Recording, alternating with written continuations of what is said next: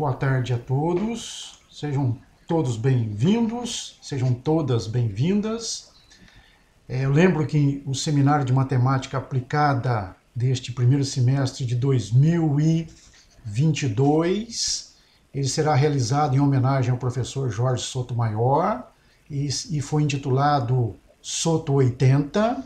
Tá? Soto foi um grande amigo e colaborador de parte do grupo aqui de Sistemas Dinâmicos da Unifei. Tá? Hoje a condução do seminário será do professor Denis de Carvalho Braga, professor da Unifei e colaborador do professor Jorge Sotomayor em estudos relacionados com os reguladores de velocidade, tema inclusive do seminário do professor Denis. Tá? Denis, muito obrigado por ter aceito o convite. Tá? Fique à vontade. Ok, obrigado, Luiz. Todos enxergam aí a apresentação? Sim. O tamanho tá bom? Ok. Ok, obrigado. Eu gostaria de agradecer ao professor Luiz Fernando pelo convite e também por indicar o tema do seminário.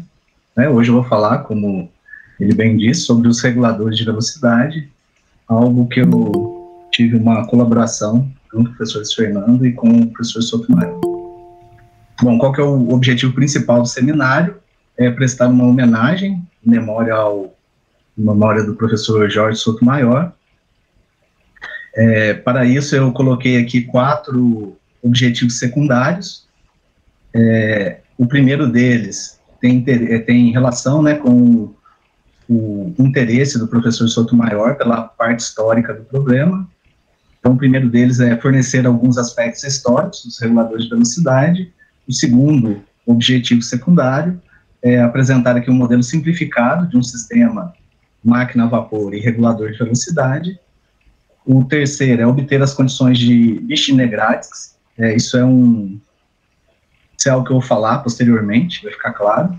E a quarta é listar as contribuições do professor Jorge Sotomayor ao assunto e tratar de um trabalho específico dele no final. Bem, os reguladores de velocidade desempenharam um papel importante no desenvolvimento tecnológico e científico por 2 razões principais. A primeira delas é a seguinte: os problemas relacionados com os reguladores deram origem a 2 teorias que influenciam o nosso modo de vida moderno.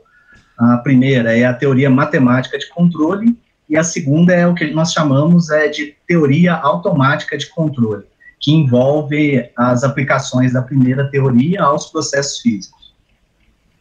Hoje em dia, nós temos o pessoal tem falado, de aplicações da matemática na resolução de problemas industriais. Então, como bem colocou o matemático russo, ou soviético, Pontryagin, o trabalho do também engenheiro mecânico russo, Vishnegradsk, é o primeiro uso da matemática na resolução de um problema industrial. Isso eu vou mostrar lá no final. Ô, Denis, fato, só interromper, o pessoal está pedindo para você colocar uma tela maior, se possível, tá? Obrigado. Tela maior? Eu acho que é o Ctrl L, para ficar grande. Aqui é tela cheia? Espera aí que está... Deixa eu fechar isso aqui. Aí. Assim? Ok, obrigado. Ok, obrigado. Ok, algumas vezes eu preciso sair da tela cheia, ok? Bem, o que é de fato um regulador de velocidade? É um dispositivo que controla a velocidade de uma máquina rotativa. Essa máquina rotativa não necessariamente precisa ser uma máquina a vapor, pode ser uma turbina hidráulica, como era o caso nas primeiras usinas de geração de energia elétrica, pode ser também um motor a diesel, como era feito no início do século XX. Então, tais dispositivos, os reguladores de velocidade, desempenharam um papel importante a partir da primeira revolução industrial, que ocorreu entre o final do século XVIII e o início do século XIX, E essa revolução modificou os meios de produção, não somente na Inglaterra, mas também em vários países europeus e nos Estados Unidos. E nessa época aí houve uma substituição do trabalho manual por máquinas, principalmente na indústria têxtil. Aqui nós temos uma escultura de uma máquina a vapor. Acho que eu não consigo escrever assim, ó. Eu vou ter que identificar alguns objetos aqui. Espera aí.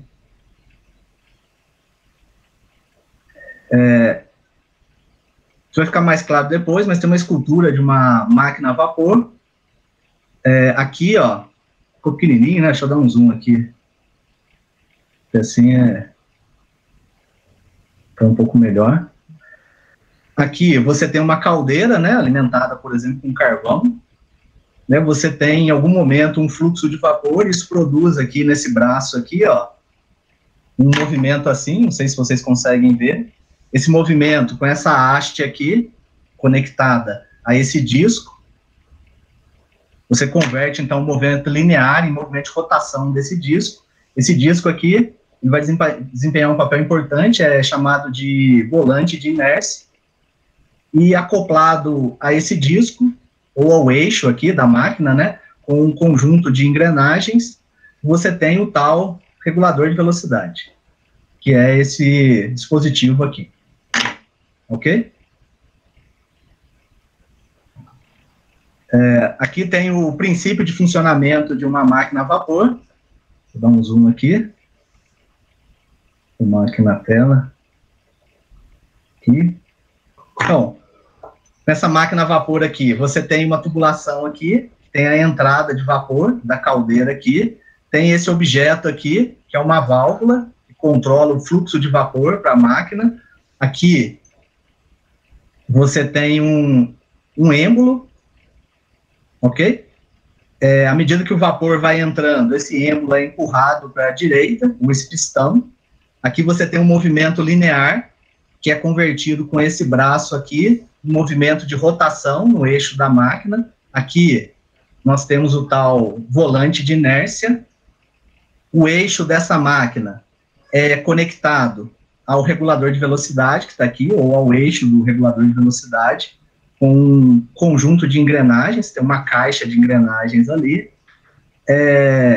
O regulador, ele é constituído de duas esferas metálicas, eles estão aqui, elas são conectadas aqui à parte superior por duas hastes, ok? Aqui, não sei se todo mundo consegue ver, tem o que nós chamamos de camisa mecânica, é um cilindro que desliza ao longo do eixo do regulador, e aqui tem uma conexão do regulador com essa válvula aqui, que controla o fluxo de vapor na máquina. Qual que é a ideia de funcionamento aqui? A ideia é baseada em algo que é utilizado até hoje em teoria de controle, que é o conceito de realimentação negativa. O efeito é sempre contrário à causa que o originou. Então, a ideia é a seguinte: à medida que o vapor vai entrando aqui na máquina, o êmbolo é empurrado, né? E você começa aqui um movimento de rotação no eixo da máquina. Esse movimento de rotação, como eu disse, mediante um conjunto de engrenagens, é transmitido para o eixo do regulador. O regulador começa a girar, certo? Devido às forças envolvidas, os braços se abrem, essa camisa mecânica aqui, ela tende a subir. Quando ela sobe, né, uma atuação aqui no sentido de diminuir o fluxo de vapor, fechar a válvula aqui. Quando a válvula diminui a abertura, ou seja, diminui o fluxo de vapor, a velocidade de rotação vai diminuindo, consequentemente, diminui a velocidade de rotação aqui do eixo do regulador, os braços tendem a fechar, a camisa mecânica, ela desce, abrindo a válvula. Abrindo a válvula, aumenta o fluxo de vapor, aumenta a velocidade, e isso se repete. A ideia é que esse movimento, em algum momento, tende a estabilizar. Uma velocidade de rotação aqui no eixo da máquina é proporcional ao ângulo aqui de abertura do braço do regulador. Ok? Essencialmente, a ideia é essa. Como eu disse, é um princípio usado até hoje em teoria de controle. Aqui tem um link, ó, eu procurei, depois eu vou disponibilizar o PDF. eu procurei aqui colocar as referências todas, as citações de onde eu tirei as imagens. Em particular aqui, ó, tem na Wikipedia, né, tem aí, ó, o princípio de funcionamento, ó.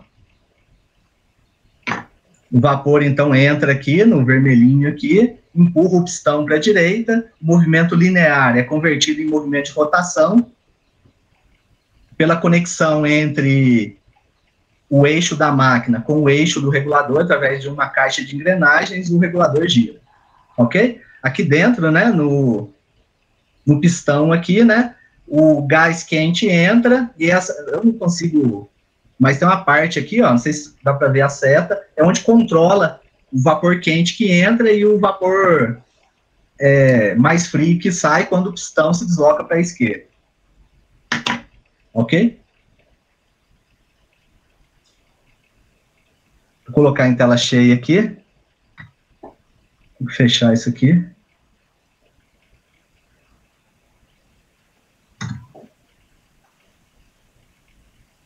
E os reguladores de velocidade mais conhecidos são denominados genericamente reguladores de Watt, em homenagem ao James Watt, ou eu vou chamar de Watt, portuguesar. No início, o regulador de velocidade proposto pelo Watt, ou pelo James Watt, né, apresentava algumas limitações, disse que só podia operar com pequenas velocidades de rotação no eixo da máquina a vapor. Aqui tem uma foto do engenheiro mecânico escocês, ou uma pintura, né, na realidade, o James Watt, eu tirei aí também da Wikipedia. Aqui tem uma foto, de fato, de um regulador, daquele projetado pelo James Watt. Então, como eu disse, ele é constituído de duas esferas metálicas, conectadas aqui à parte superior do regulador por duas hastes de mesmo comprimento. Aqui, essas hastes, elas são conectadas também aqui na camisa mecânica, que é esse objeto, não sei se vocês conseguem ver a mãozinha do mouse. Consegue? Sim. Sim, ok. Conectado ali na camisa mecânica. Eu extraí desse laboratório aqui na Holanda, depois vocês podem clicar no link, dar uma olhada lá. E aqui, no mesmo laboratório aqui, tem, no canto aqui, uma outra máquina a vapor, um regulador, aqui no cantinho aqui. Ok? Algumas limitações do regulador de Watt, né, foram corrigidas pelo regulador de velocidade desse engenheiro aí, o Charles Porter. Ele foi patenteado em 1858 e ele poderia, ou podia, né, trabalhar com velocidades maiores de rotação. E o que o Charles Porter fez? Aqui está o modelo patenteado do regulador de velocidade dele. Ele simplesmente adicionou uma massa aqui acima da camisa mecânica. A ideia dele é que com essa massa você conseguiria resolver certos problemas de estabilidade e operar com velocidades maiores de rotação. Então aqui está vamos dizer assim, o protótipo do regulador de velocidade dele. Ok? E aqui tem e uma aplicação real, né? Essa parte aqui, ó, onde eu estou colocando a mãozinha aqui, é onde você conecta o regulador à válvula de admissão de vapor da máquina a vapor, certo? É esse sistema aqui na horizontal. Ok? E aqui está a massa que o Charles Porter adicionou acima da camisa mecânica, né? Eu extraí também daí a foto. Posteriormente, foram desenvolvidos reguladores de velocidade do Thomas Pickering, em 1862, e do William Hartnell, em 1872. Esses reguladores não só podiam operar com velocidades maiores de rotação, mas tinham também dimensões menores em relação aos anteriores. Ok? Vou falar do William Hartnell aqui. O regulador dele era, essencialmente, você adicionar uma mola aqui, ó, entre a camisa mecânica e o final aqui do regulador. Você adiciona uma mola aqui no eixo. Essencialmente é isso, o regulador de velocidade dele. E o do Thomas Pickering é um pouco diferente dos anteriores. Ele essas esferas, né, metálicas, elas são conectadas por essas placas, né, e a ideia é que as forças envolvidas causem uma deformação dessas placas metálicas aí, ok? Então tem uma uma foto dele aqui, eu extraí desse documento aqui, ó, depois recomendo que vocês cliquem nele, é um documento do museu lá nos Estados Unidos, do Smithsonian, e ele fala da história dos mecanismos de realimentação. É muito interessante o documento. Aqui tem um outro regulador de velocidade, que é do Hodgson, de 1852. Aqui embaixo dá para ver a caixa, né, de transmissão, as engrenagens envolvidas, né, e a diferença entre o regulador de watt é que o regulador de watt você prende lá as hastes metálicas com um pino, né, na extremidade superior dele, no eixo, e aqui ele substituiu por cremalheiras. Dá para ver as cremalheiras ali, né. Depois eu comento também que entrem no link, né, as fotos são muito bonitas, entendeu? Se você clicar numa delas aqui, espera aí que vai abrir aqui. Eu tirei desse museu aqui, aí ó, as fotos são de fato muito bonitas, né, dá uma ideia melhor do objeto aqui, ou do dispositivo.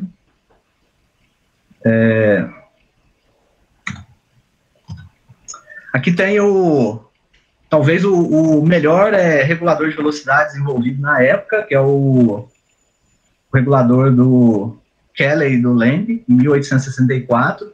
Ele, conforme aquele documento que eu citei anteriormente, né, do Smithsonian, lá diz que esse aqui é o protótipo do que a gente chama hoje, né, de controlador do tipo PI, que é muito utilizado nas indústrias, né, um controlador do tipo proporcional integral. Esse integral vem, de fato, que, do ponto de vista matemático, tem um processo de integração envolvido, e a parte proporcional é aquela mesmo de abrir, né, quando ele está funcionando, ele abre ou fecha a abertura da válvula lá, e aqui, nesses mecanismos, não sei se dá para ver aqui, tem certos botões, você ajusta ali para escolher exatamente a velocidade de rotação no eixo da máquina que você deseja. Né, pode olhar aqui também que tem uma mola aqui e outros mecanismos, né? Se você clicar aqui, tem outras fotos dele nessa página aí, ok? Então, mesmo com essas melhorias nos reguladores de velocidade, no início do século XIX, surgiram outros problemas conhecidos como problemas de estabilidade dos reguladores de velocidade. Por incrível que pareça, esses problemas surgiram do desenvolvimento da engenharia e da melhoria nos processos de fabricação. Né? É engraçado que isso deveria melhorar os reguladores, mas acabou, em um certo sentido, piorando o desempenho desses reguladores, né? Desenvolvimento da engenharia, repetindo, e dos processos de fabricação. Na tentativa de investigar o problema de estabilidade, o matemático britânico, né, o George Airy, ou Airy, como preferir, né, ele publicou 2 artigos, um em 1840 e em 1851, mostrando que a dinâmica de um regulador de watt, né, ela podia ser modelada por equações diferenciais ou aproximada, né? Você utilizar aproximações por equações diferenciais ordinárias com coeficientes constantes. Nisso ele, de fato, foi bem sucedido. O que ele não foi bem sucedido é tratar a estabilidade. Isso ele não conseguiu fazer, ok? Aqui tem uma foto do matemático britânico, né? O Airy aí, extraído também da Wikipedia. O Maxwell, né, o famoso físico escocês, ele de fato determinou as condições de estabilidade em seu artigo, né, On Governance, de 1868. Então, devido a esse trabalho, o ano de 1868 é considerado o marco do nascimento da teoria de controle. Né, outra contribuição do Maxwell, além do eletromagnetismo. Então, uma foto dele, eu extraí aí dessas referências. O trabalho do Maxwell, ele era limitado, ele de fato modelou os reguladores de velocidade, né, mas ele apresentou condições necessárias e suficientes para a estabilidade de polinômios de até grau 4 no máximo. Esses polinômios, hoje em dia, são conhecidos lá, né, como polinômios característicos, né. Se você dar uma olhada no artigo do Maxwell, eu coloco a referência no final, para polinômios de grau 5, um polinômio de grau 5 lá que ele obteve, né, de um modelo específico, ele fornece 2 condições necessárias apenas. Ele não consegue tratar o problema de maneira adequada. Uma extensão dos resultados do Maxwell, né, para polinômios, foi feito pelo matemático britânico, né, o Edward Huth aí, em um trabalho intitulado Stability of Motion, de 1877. Obviamente, este matemático ele conhecia os trabalhos de Marx, mas se apoiou também em outros trabalhos, por exemplo, do Cauchy. O seu principal resultado é conhecido hoje em dia como o Teorema de Estabilidade de Hurwitz, porque em 1895, matemático alemão ou suíço, né, Adolf Hurwitz, obteve um resultado análogo de maneira independente. Então, aqui tem uma foto do matemático britânico, do Edward Huth, e uma foto do matemático alemão, o Adolf Hurwitz. Ok? E outra contribuição significativa à teoria de controle e, principalmente, aos reguladores de velocidade, foi dada, então, pelo engenheiro russo, o Vishnegradsky, em 1876, nesse artigo, né, sobre a teoria geral dos reguladores. Ok? Então, nesse artigo, o Vishnegradsky, ele analisou também modelos de reguladores de maneira independente do Maxwell e forneceu, de fato, as condições de estabilidade. Essas condições de estabilidade eu as mostrarei posteriormente. Então, uma foto do engenheiro mecânico, né, ele também foi ministro das finanças do governo russo, o Vishnegradsky, ok? Nesse livro dele aqui, ó, o Vishnegradsky, ele, de fato, propôs um método de projeto de reguladores. Né? Lembrando que o foco dele, de fato, era um foco em engenharia. Ele estava interessado, de fato, no projeto de reguladores. Aqui, só por curiosidade, né, ou para complementar, nessa época também, em 1872, tem o trabalho do Lyapunov sobre estabilidade de equações diferenciais envolvendo a noção de generalizada de energia, né? Portanto, os trabalhos de estabilidade dos reguladores de velocidade, principalmente o trabalho de Lyapunov, eles são considerados hoje em dia os primeiros estudos relacionados com sistemas de controle não lineares. Então, perceba que todo essa evolução dos reguladores de velocidade, bem como o tratamento dos problemas que surgiram, e também o trabalho do Lyapunov levaram ao desenvolvimento da teoria de controle. Tem uma foto, né, do matemático russo, o Lyapunov. E agora sim eu vou tratar de um modelo simplificado de um regulador de velocidade, né, ou um regulador de watt. Então, o modelo simplificado de um conjunto constituído de uma máquina a vapor, um regulador de watt, baseado no trabalho do Vishnegradsky, é apresentado no livro de 1962 do matemático russo ou soviético Pontryagin, né, Ordinary Differential Equations. Esse livro também apresenta a estabilidade local dos pontos de equilíbrio do modelo e as condições de estabilidade do Vishnegradsky. Eu coloquei a referência no final, é só dar uma olhada lá no capítulo sobre estabilidade. Então, aqui é uma foto também do Pontryagin, certo? Aqui o diagrama de um conjunto máquina-vapor regulador, extraído de um dos artigos com o professor Sotomayor. Eu vou explicar rapidamente a figura aqui. Você tem uma caldeira ali, você tem um fluxo de vapor que passa ali pela válvula, o fluxo vai para a máquina a vapor, né, representada aqui de maneira simplificada. Na máquina a vapor você tem um eixo conectado ali, ela gira com uma velocidade angular ômega maiúsculo.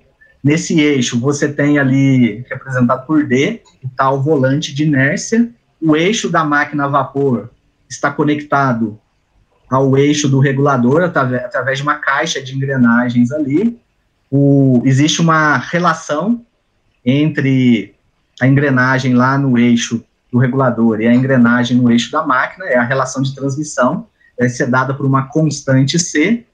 Eu esqueci de dizer, né, o volante de inércia tem momento de inércia aí, o eixo da máquina gira com uma velocidade angular ali. No regulador de velocidade, você tem duas esferas de massa M, elas estão conectadas à parte superior do regulador por duas hastes de comprimento L. Você também tem uma camisa mecânica, H, que desliza ao longo do eixo. Você pode pensar que é um cilindro que desliza ao longo do eixo. Esse cilindro está conectado na válvula, por essa haste aí, e o ângulo entre aquela haste que conecta uma das esferas à extremidade superior do regulador, o ângulo que essa haste faz com o eixo do regulador, eu estou chamando de φ ou var-φ, ok? Se você aplica ali as leis de Newton ao regulador, você consegue você obtém uma equação diferencial ordinária de segunda ordem não linear, né? Você pode escrever como duas equações diferenciais ordinárias de primeira ordem, são as duas primeiras aqui, φ' igual a psi, e a equação psi' igual ao membro direito aí, né? E a última equação, né, que você poderia escrever como sendo I ômega' igual a mi cosseno φ menos F, é a equação do torque. Né? A gente vai admitir que o torque gerado ali no eixo pela máquina a vapor, ele é proporcional ao cosseno desse ângulo φ, ou seja, é proporcional à distância da camisa mecânica até a extremidade superior do eixo, ok? Isso tudo tem a ver com aquela realimentação negativa que eu falei. E o F aqui é um torque externo aplicado ao eixo da máquina, que em engenharia a gente chama de carga mecânica no eixo da máquina, ok? Então, de maneira simplificada de novo, aqui você tem uma caldeira, o vapor entra aqui passando pela válvula, vai para a máquina a vapor, o eixo começa a girar pela caixa de engrenagens. Você transmite o movimento de rotação para o movimento de rotação no eixo da máquina, devido às forças mecânicas, né?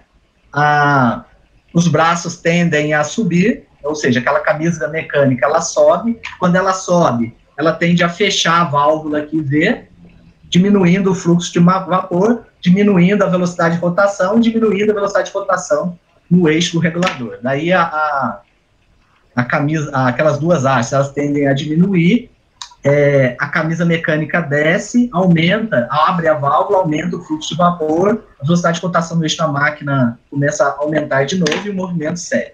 A ideia é que, se as coisas funcionam de maneira adequada, ou se forem projetadas de maneira adequada, aquelas hastes vão estabilizar no ângulo φ e a velocidade de rotação no eixo da máquina é proporcional a esse ângulo φ aí, ok? Então, o modelo do conjunto máquina-vapor regulador é esse sistema de equações diferenciais de primeira ordem aqui, onde as variáveis são φ, psi e ômega maiúsculo, ok? Você pode escrever da forma vetorial, né, x' igual a f de x, onde o x ali tem componentes φ, psi e ômega, e f é esse campo vetorial aqui, né? Existem dois pontos de equilíbrio que você obtém aqui fazendo os membros direitos iguais a zero, né? Psi igual a zero, a segunda equação tem membro direito igual a zero e a terceira igual a zero. Você acha dois pontos de equilíbrio. Para nós, há apenas um de interesse, que é este destacado aqui, né? O φ0 é o arco cosseno do f sobre mi, o π0, obviamente, é zero, e o ômega zero é a raiz de g por essas constantes aqui no denominador. Né? Então, você calcula a parte linear desse campo vetorial em x0, que a gente chama também de matriz jacobiana, essa matriz A aqui, calcula o polinômio característico associado, esse polinômio P aqui no começo do slide. Perceba que eu esqueci de comentar, né? Mas o ângulo φ ali é um ângulo no intervalo aberto, é 0 π sobre 2, certo? Então, pensando nisso, todos os coeficientes desse polinômio característico são positivos, ok? Você aplica o teorema de Routh-Hurwitz, ele vai dizer que o produto desses dois do meio aqui, o B sobre M vezes esse aqui, o coeficiente do lambda, tem que ser maior que o 1 vezes o coeficiente aqui que independe de lambda, desculpa. Certo? Fazendo isso, você tem a condição de estabilidade local do x0, ou seja, o x0 é um ponto de equilíbrio localmente assintoticamente estável quando essa desigualdade é satisfeita. O B vezes I sobre M é maior que 2F sobre ômega zero. O B aqui é o coeficiente de atrito no sistema, ok? Pode pensar que ele está aqui também na conexão com o extremo superior do eixo da máquina, ok?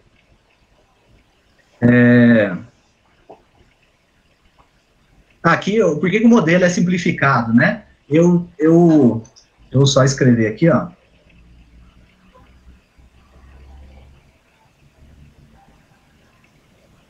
Só um minutinho. Aqui em cima, ó, o regulador faz assim, né? E as hastes conectam aqui. Certo? Eu estou desprezando o modelo do Contriag, né, despreza essa distância aqui. Ok? Eu vou tratar de um artigo mais para frente que ele considera essa distância e daí eu mostro para vocês em que isso interfere.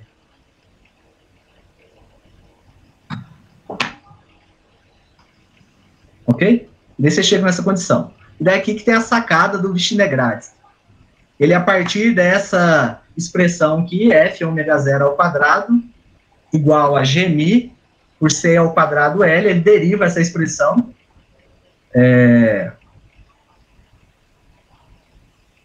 Ele deriva aqui o f ômega zero com respeito a f, ele obtém isso aqui. Desculpa, né, faltou um quadrado aqui, depois eu corrijo, né, o f ômega zero ao quadrado. E daí ele define uma tal constante aqui que ele chama de não uniformidade de marcha.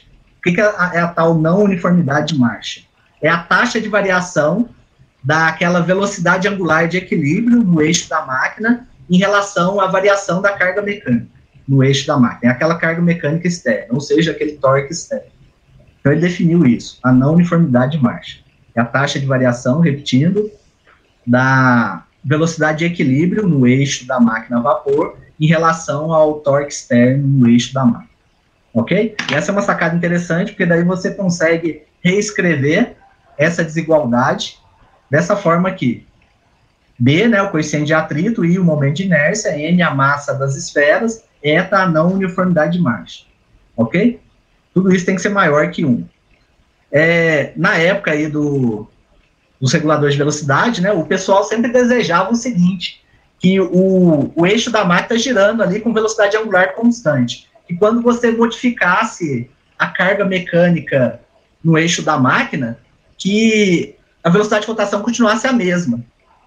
Em outras palavras, que a máquina fosse insensível às variações de carga mecânica no eixo da máquina. Ok? O Vichine-Grad vem mostrar que isso interfere na estabilidade da máquina. Certo? Você tem a máquina ser insensível às variações da carga mecânica. Ok? Então, as conclusões que ele tirou são as seguintes. A partir dessa desigualdade, que eu vou chamar de desigualdade Vichine-Grad.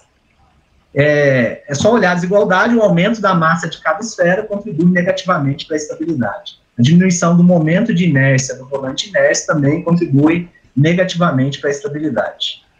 A diminuição do atrito, B, contribui também negativamente para a estabilidade. E o truque dele, a sacada, né, o regulador de velocidade não pode ser insensível às variações de carga mecânica, de torque, né, externo, no eixo da máquina. Ok? Essa é a grande sacada dele. Segundo o Pontryagin, né, no livro dele lá, no livro do Vichine-Grad, e daí ele formula duas teses, né, com conclusões acessíveis aos engenheiros. A primeira tese é a seguinte: o atrito é um elemento essencial para o correto funcionamento de um regulador de velocidade. Em outras palavras, sem atrito não há regulador. A tese 2 dele, regulador de velocidade com não uniformidade de marcha nula, era aquilo que os engenheiros desejavam na época, né, não devem ser utilizados mesmo na presença de atrito. Ou seja, sem a não uniformidade de marcha não há regulador. Ok? A conclusão é a seguinte, que o desenvolvimento da engenharia e dos processos de fabricação ocasionaram os problemas de desempenho apresentados pelos reguladores de velocidade na metade do século XIX. Perceba que os reguladores do Watt lá, né, ou do James Watt lá, ele tinha certos problemas, que foram corrigidos ao longo do tempo. E depois surgiram outros problemas, são os problemas de estabilidade, devidos a tudo isso que eu disse. Ok? Então, continuando as conclusões do Vichine-Grad, os 4 parâmetros, B, I, M e eta, sofreram alterações com o desenvolvimento da engenharia e com as melhorias nos processos de fabricação. A primeira, né, a melhoria nos processos de usinagem ocasionou uma redução do atrito, né, que degrada o desempenho do regulador. A busca por velocidades maiores de operação dos motores levou à redução das dimensões do volante de inércia e, consequentemente, do momento de inércia. Para aumentar a potência do motor, né, você precisa de um fluxo maior de vapor. Isso você teve uma válvula de dimensões maiores, portanto, com um peso maior, ou uma massa maior, isso levou os engenheiros a aumentarem a massa daquelas esferas do regulador. Isso contribuiu para uma degradação no desempenho do regulador. E, finalmente, a busca por diminuir a dependência da velocidade de operação em relação à carga no eixo levou a uma redução da não uniformidade de marcha. O Vichty-Negrácia, então, recomendou aos engenheiros um aumento artificial do atrito, né, ali onde as hastes são conectadas, e um aumento da não uniformidade de marcha. Né? Como que eu aumento a não uniformidade de marcha? Se você perceber aqui, né, a não uniformidade de marcha, segundo ele, é definido como ômega zero por 2F. Aí você volta lá no ômega zero. O ômega zero está aqui, ó. É a raiz de G por C ao quadrado L cosseno do φ0. E o φ0 é o arco cosseno do F sobre μ. Ok? Então, quando você coloca ali, fica F sobre μ. Então, como que você mexe na não uniformidade de marcha? Ou você altera o C, que é a relação de transmissão, né? É a razão entre a velocidade angular no eixo da máquina e a velocidade no eixo do regulador, ou a relação entre o número de dentes das engrenagens, né? Em ambos os eixos.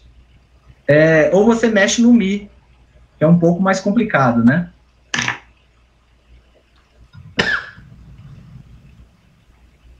Ok? Então, essas foram as conclusões do Vichty-Negrácia, né? Tudo isso chegou tarde, né? Porque a partir de 1820, ali 1830, surgem os motores a combustão e os motores elétricos têm uma eficiência muito maior do que as máquinas a vapor, né? O motor a combustão nem tanto, né? Mas ele tem outras propriedades mais interessantes, né? O rendimento, acho que, do motor a combustão é entre 40% e 50%, né? Grande parte da energia é dissipada na forma de calor, né? Já os motores elétricos têm um rendimento maior, né? Em torno aí de 85%. Né? Os estudos recentes, né? Então, é conhecido desde o século XIX que um conjunto máquina a vapor, e um conjunto máquina a vapor, um regulador de velocidade pode apresentar um comportamento oscilatório do ponto de vista físico. Do ponto de vista matemático, esse comportamento oscilatório está associado com a existência de órbitas periódicas no retrato de fase do modelo. Essas órbitas, então, surgem em decorrência de bifurcações de Hopf. Isso foi provado numericamente, ou demonstrado numericamente, no livro de 1981, do Kazarinov, e analiticamente no artigo de 1985, do Kazarinov também, este artigo aqui. Esse aqui é o primeiro contato, então, esse artigo aqui do Kazarinov, né, é o primeiro contato que eu tenho com os reguladores de velocidade em 2004, quando eu fui fazer uma iniciação científica com o professor Luiz Fernando da Unifei. Então, o primeiro contato que eu tive, eu acho que a data é essa mesmo, foi em 2004, né, estudando esse artigo aqui. Né, isso evoluiu, então, para as colaborações com o professor Jorge Sotomayor. Nesse artigo, então esse aqui é de 85, né? Nesse artigo aqui de 2002, do Mark Denny, ele é um físico, ele estuda um modelo semelhante ao apresentado pelo Pontryagin e apresenta também uma análise das oscilações nas variáveis do modelo, utilizando o tal método do balanço harmônico. O que é esse tal método do balanço harmônico? É um método muito utilizado em física e engenharia que consiste em você procurar por soluções periódicas da sua equação diferencial utilizando série de Fourier. Em 2013, se não me engano, o professor Gazul, da Universidade Autônoma de Barcelona, sistematizou esse método aí, do ponto de vista, colocou ele em bases matemáticas rigorosas. Ok? Tem uma diferença no Mark Denny aqui, né? Eu vou ter que sair aqui, ó. Um minuto aqui. Qual que é a diferença ali? Ele não trabalha com um modelo simplificado, ó. Vou escrever lá qual que é a diferença. Vamos andar mais rápido aqui. Vou só achar aqui. Isso. Aqui. O modelo dele, ó, tentar escrever aqui, é o seguinte, ó. É C ao quadrado, ômega ao quadrado ali, né, na segunda equação. Aqui vai ficar D sobre L mais seno φ, cosseno φ, ou seja, eu modifico esse termo aqui por isso. E o resto continua igual. De onde vem esse D sobre L? vem exatamente lá de onde eu falei, ó. O regulador, ele tem as dimensões aqui, ó. Tem o eixo da máquina, certo? Tem as esferas aqui. Aqui tem a camisa mecânica, né? Você prende ali, prende aqui. Essa dimensão aqui você chama de 2D. Né? E isso entra o D sobre L aqui. Né? Mas isso não interfere em nada nas conclusões lá do Vishnegrátis. Ok?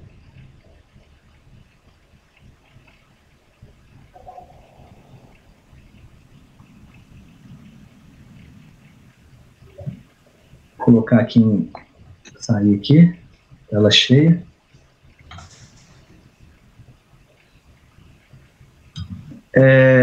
Um outro estudo aqui, de 2003, né? Os autores aqui, 2 chineses, eles estudam um regulador hexagonal, ok? Primeiro, eles pegam aquele ponto de equilíbrio de interesse, que é semelhante lá ao do modelo estudado pelo Vishnegrátis.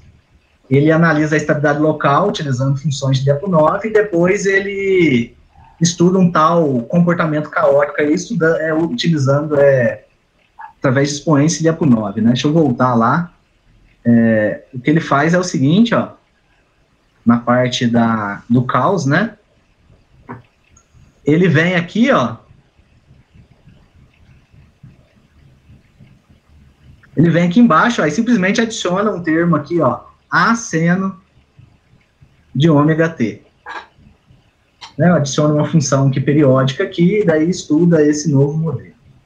Ok? É simplesmente isso que eles fazem na segunda parte do trabalho deles, né? O que é o regulador aqui, né, hexagonal, né? O regulador hexagonal, ele é assim, ó. Vou tentar desenhar aqui, ó. Tá torto aqui.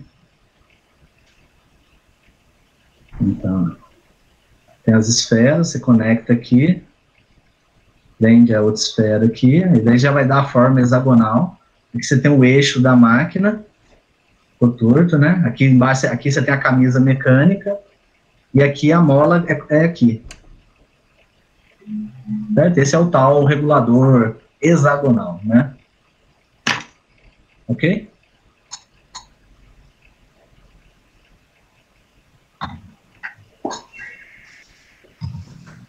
O interesse do professor Sotomayor pelo assunto surgiu a partir de conversas dele com o professor Luiz Fernando, acerca desses assuntos aí. O professor Luiz Fernando pode, no final, falar melhor sobre isso, explicar melhor, né, sobre isso. Eu talvez seja o colaborador do professor Sotomayor que menos tive contato pessoal com ele, né? Se não me engano, o professor Luiz Fernando também pode corrigir depois, acho que eu almocei com ele em Itajubá em 2010, foi quando eu apresentei partes da minha tese de doutorado para ele, na sala do professor Luiz Fernando, depois almocei com ele, e depois eu encontrei com ele em 2015, aqui no 7º encontro, no Encontro Mineiro, né, de equações diferentes, ou oficina de sistemas dinâmicos, aqui em Itajubá, né, em 2015. Aqui, né, eu achei por bem colocá-lo aqui, junto com aqueles grandes matemáticos anteriores ali. Então, coloquei uma foto dele aqui, na 7ª oficina de sistemas dinâmicos em Itajubá, em 2015. Foi quando eu encontrei ele uma das vezes. Né? Então, quais são as contribuições do professor Jorge Sotomayor ao assunto, né? Então, o modelo que generaliza aquele apresentado no livro do Pontryagin é analisado nesse artigo aqui de 2006. Esse artigo aqui ele apresenta condições suficientes para a estabilidade local dos pontos de equilíbrio, em termos dos parâmetros, bem como a ocorrência de modificação de Hopf de codimensão 1. Esse artigo aqui eu vou tratá-lo lá no final da apresentação. Já eu volto nele aqui. Nesse artigo de 2007 aqui, o professor Sotomayor também,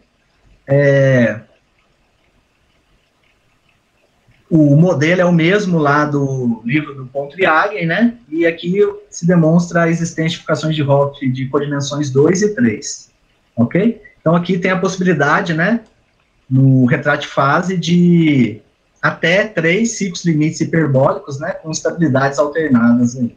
Se eu me recordo bem também, lá do diagrama de bifurcação, você tem também a possibilidade de ter um ponto de equilíbrio localmente assintoticamente estável coexistindo com uma órbita periódica ou com um ciclo limite atrator no retrato de face.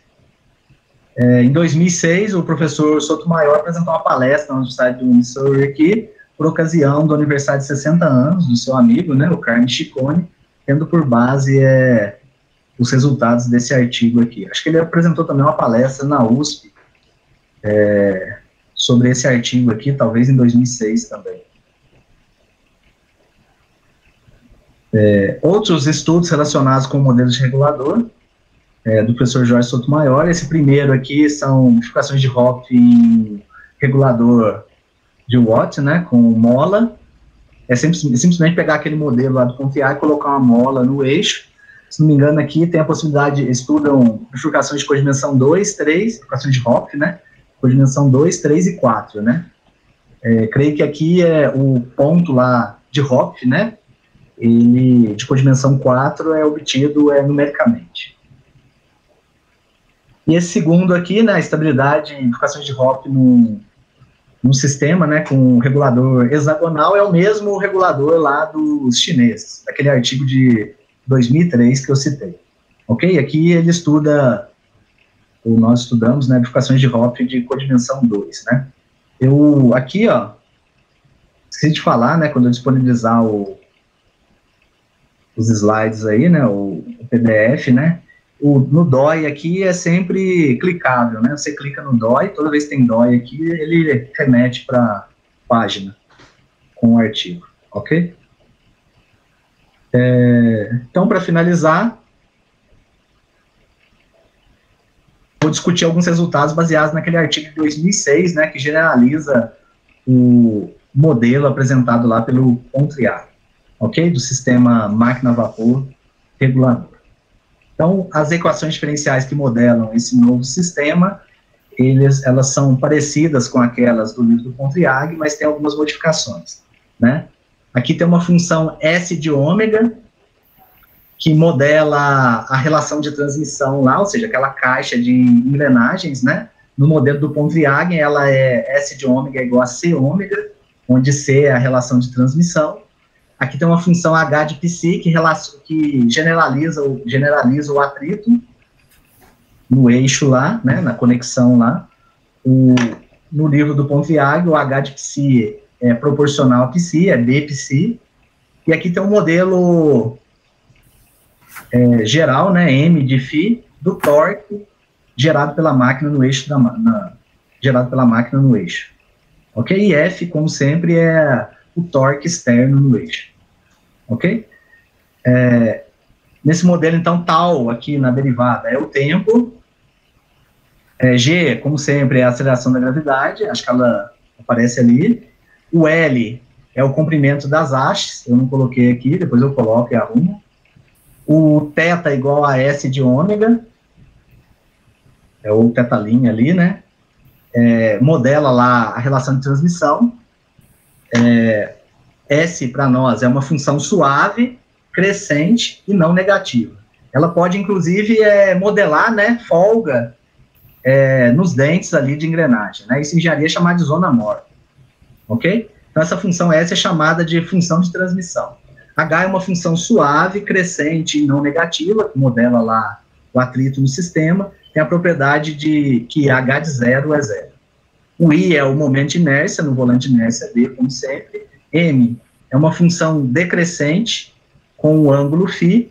No modelo do Pontriac, ela é proporcional a cosseno φ. E F é o carga mecânica no eixo da máquina. Pode tirar o torque ali, ou o torque externo no eixo da máquina. Ok? Então, como eu disse, no modelo apresentado no livro do Pontriac, aquela função S, ela é proporcional, ela é linear, né, proporcional a ômega, H é B psi, e o M de φ é mi cosseno φ, onde essas constantes C, B e mi são positivas. A gente vai considerar aqui a seguinte mudança de coordenadas e no tempo. Essa mudança aqui, onde esse parâmetro C, a princípio, não tem nada a ver com esse C, num primeiro momento, não tem nada a ver com aquele C do livro do Pontriac. É simplesmente um parâmetro C aqui positivo. Fazendo essa mudança de coordenadas e no tempo, nós obtemos esse sistema de equações diferenciais aqui. X' igual a y, y' igual a s de z ao quadrado, seno x cosseno x, menos seno x, menos h de y, e o z' igual a px menos g. Onde essa função S maiúsculo, né, tem a relação aqui embaixo com S minúsculo, dessa forma aqui. A função H maiúsculo, ela tem relação com a função H minúsculo, modela lá o atrito, e a função T maiúsculo tem a ver com a função M maiúscula, que é o modelo lá do torque no eixo da máquina, né? E o G é a nova carga mecânica no eixo da máquina. Equivalentemente, é possível escrever como x' igual a f de x, né, na forma vetorial, onde o x é xyz, o x, como eu disse lá atrás, né, mora no intervalo aberto, 0 a π/2, e o y e o z nesse intervalo aí de 0 a infinito, né. E aqui, se x0, y0, z0 é um ponto de equilíbrio, a gente vai definir esse parâmetro beta como sendo o cosseno de x0, e aqui o beta vai variar entre 0 e 1. Então, vai existir um ponto de equilíbrio, que é esse daí, com coordenadas x0, y0, z0, que é arco cosseno de beta 0, S a menos 1, raiz de 1 sobre beta. Ali você tira, né, no membro direito as equações y igual a 0. Quando você substitui na segunda equação, o h de 0 é 0, o h maiúsculo de 0 é 0, porque o h minúsculo de 0 tem essa propriedade. Coloca o seno x em evidência ali, você vai obter o z. Né? Lembrando que a função S, ela tem inversa. Cadê a S? Né? Ela vem da S minúscula, que é suave, crescente, não negativo. Aí você extrai daí o Z0, e finalmente do X0, né? O beta é o cosseno de X0, você extrai o arco cosseno de beta. Aí você calcula a matriz jacobiana, ou a parte linear, aqui, né, do campo vetorial associado, cadê ele? Acho que eu não coloquei aqui. Eu não coloquei. O campo vetorial associado, calcula a matriz jacobiana calculada em x0, obtém o polinômio característico, ele tem todos os coeficientes, com partes reais positivas, aplica o teorema de Hurwitz, você obtém essa condição aqui, h' de 0 tem que ser maior que essa expressão aqui, e isso determina a estabilidade local do ponto de equilíbrio x0. Né? Esse ômega 0 que aparece aqui, eu não quis colocar a expressão, mas ele vai aparecer lá na frente. Lá na frente eu explico o que é esse tal ômega 0. Ok? Em termos dos parâmetros físicos, né? Se eu volto na...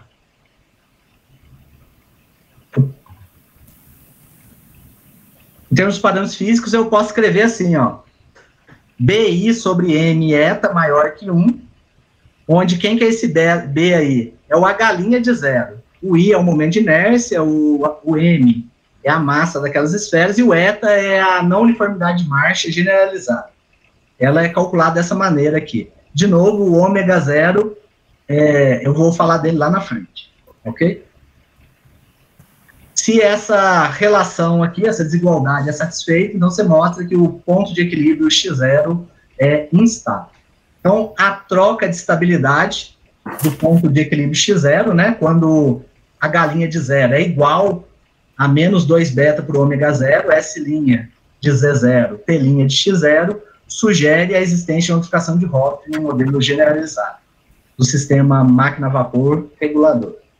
Então, a análise da notificação de Hopf, estou concluindo aqui, é baseada no livro do Kuznetsov. Eu coloquei a referência lá no final. Então, se considera a equação diferencial, x' igual a f de x', ou a família a um parâmetro μ de equações diferenciais, o x mora em R3, o μ é um parâmetro real aqui, e f é uma função suave.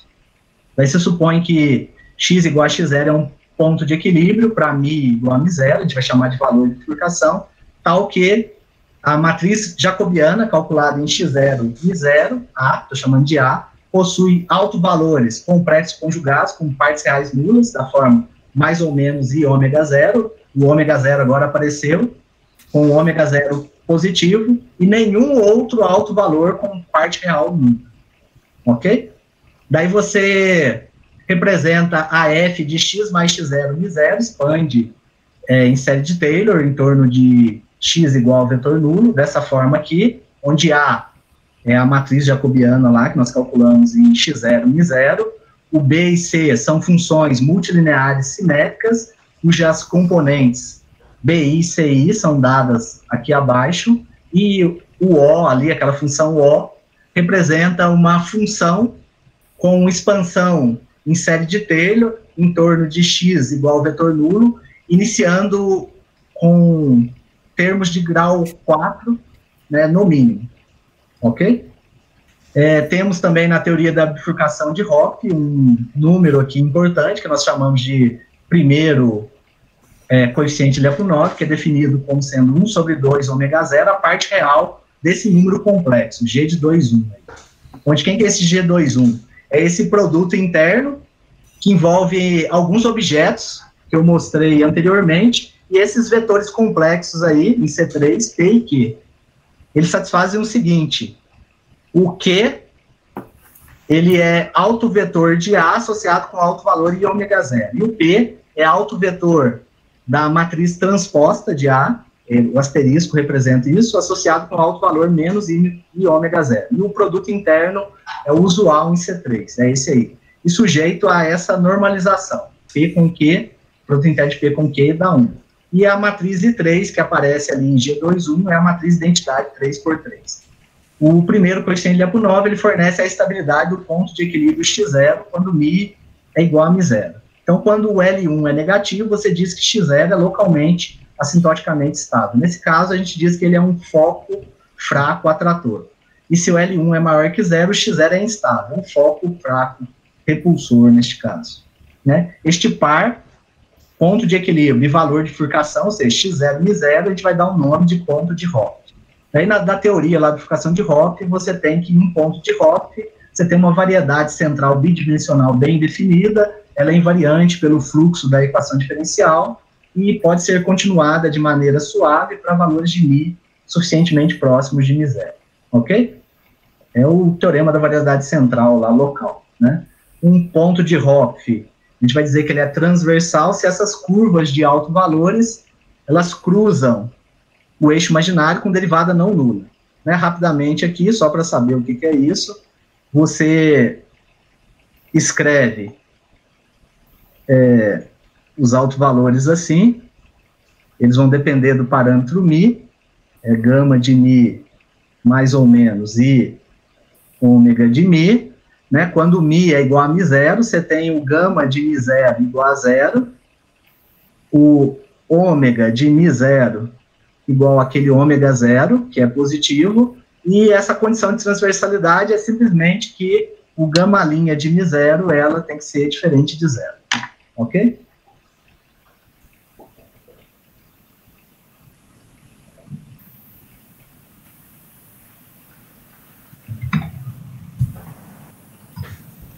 E daí, voltando à aplicação da teoria ao modelo, na verdade, eu vou fazer uma simplificação naquele modelo geral. Se você for estudar aquele modelo geralzão lá, as expressões para o primeiro coeficiente Lyapunov ficam um tanto quanto complicadas. Então, vou supor que o modelo linear lá é um bom modelo para a caixa de transmissão lá. O modelo linear também é um bom modelo para o atrito, mas que eu tenho uma certa incerteza em qual que é o modelo do torque no eixo da máquina. Eu estou deixando o T aqui, essa função T livre aqui, ok?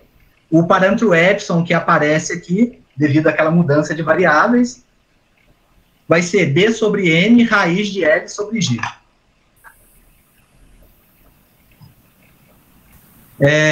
Agora, então, você tem, né, reescrevendo tudo aquilo ali, uma família, um parâmetro de equações diferenciais, x igual a f de x epsilon, onde o parâmetro é epsilon, essa função f, essa família é um parâmetro de campos vetoriais, ela está dada aí, e a partir daquela análise de estabilidade anterior, né, essa aqui, né, o h' de zero maior que essa expressão, e aqui o h' de zero maior que zero e menor que essa expressão, você reescreve isso em termos daquela mudança de variáveis, você chega à conclusão que o valor de bifurcação é epsilon zero igual a menos 2 beta por ômega zero, T' de x0, ok? Lembrando que a T ela é decrescente, né? Então o T' é negativo, com menos ali fica positivo, né? O epsilon zero é um parâmetro positivo, né? Esse tem uma primeira proposição que diz o seguinte: o primeiro coeficiente de EPO9 é calculado dessa forma, L1 de epsilon zero, né? Onde o A1 é a derivada da T em x0, o A2 é a derivada segunda da função T em x0, o A3 é a derivada terceira da função em x0. Lá no regulador, no modelo do Pontryagin, né, a T é mi cosseno x, ou é proporcional a cosseno x, né? Então, a derivada primeira, essa derivada primeira em x0 é negativa, a derivada segunda também é negativa, e quando você fizer a derivada terceira, ela vai dar positivo. Ok? Isso é lá no modelo que o Pontryagin apresenta. E essa função R aqui no numerador é esse trambolhão aqui.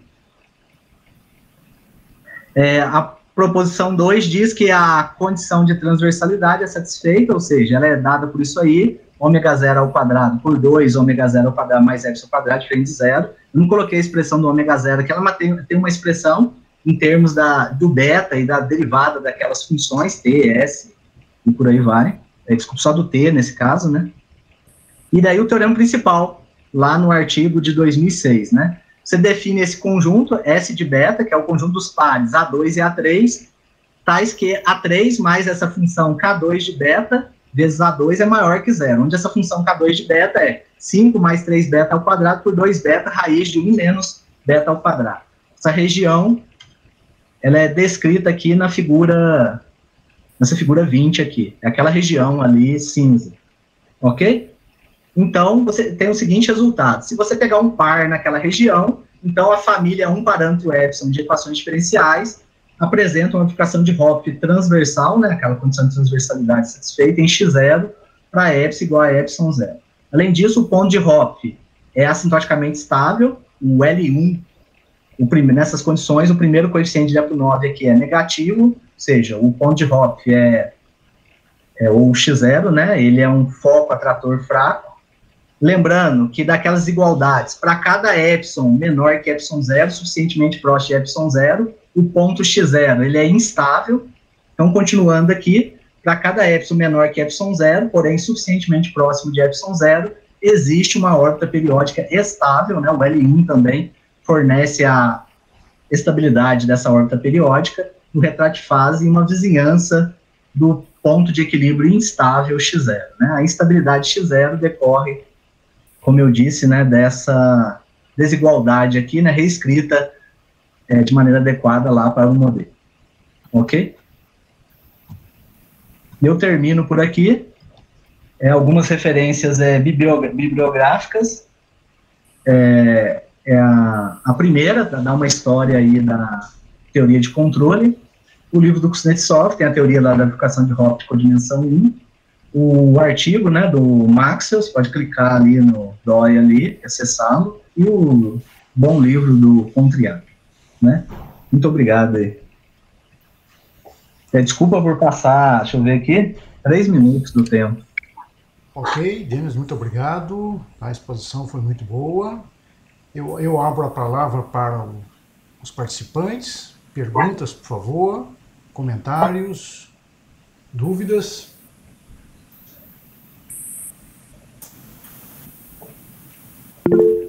Para Marcelo, por favor. ¿Podría expresar unas palabras? Eugênio, só um minutinho. Marcelo, por favor, só um minutinho, Eugênio.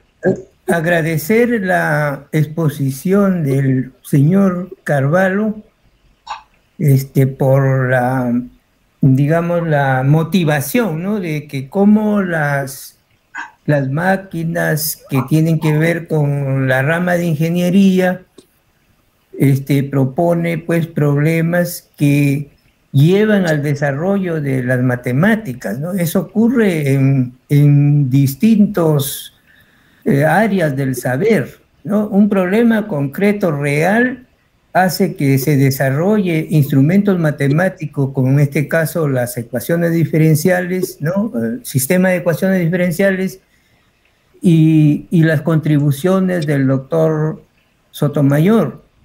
Y agradezco al organizador y al expositor también. Muchas gracias. Muito obrigado, senhor Eugênio, pela intervenção. Marcelo, por favor. Olá, Denis. Parabéns pela palestra, muito boa, muito ótima apresentação, excelente, viu? Eu queria perguntar se você pode fazer algum comentário sobre o significado físico no modelo, na máquina mesmo, dessa bifurcação de Hopf, desse aparecimento da órbita periódica, porque parece que naqueles primeiros modelos, pelo que eu entendi, né, eles davam só a estabilidade, né, do ponto de equilíbrio. E agora, quando ele perde a estabilidade, surge a órbita periódica, nesse caso estável, né, o que seria... Vocês pensaram no significado físico disso no funcionamento da máquina? Dá para explicar alguma coisa? E mesmo quando tem as bifurcações de Hopf com dimensão maior, aí que aparece 2, 3 órbitas, aí dá para a gente explicar isso no funcionamento da máquina mesmo? De maneira simples, é o que está dito aqui nesse slide aqui, né? Ou seja, você vai ter um movimento oscilatório ali. Ele, no fundo, o regulador de velocidade, ele vai ficar assim.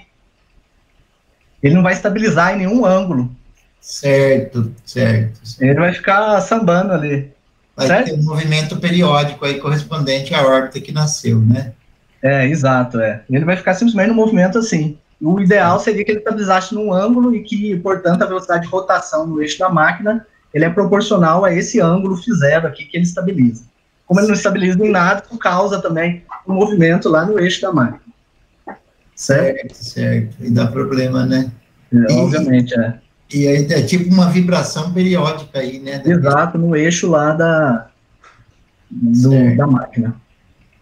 Tá bom. E aí aquela parte que você falou que pode aparecer comportamento caótico, aí seria uma vibração não periódica, mas mais complicada aí, né? Isso é o que os chineses lá trataram, né, no artigo 2003, né, mas daí eles introduzem, né, eu acho que até deixei marcado aqui, uma perturbação periódica, né, e daí usam lá os tais expoentes de Lyapunov, isso.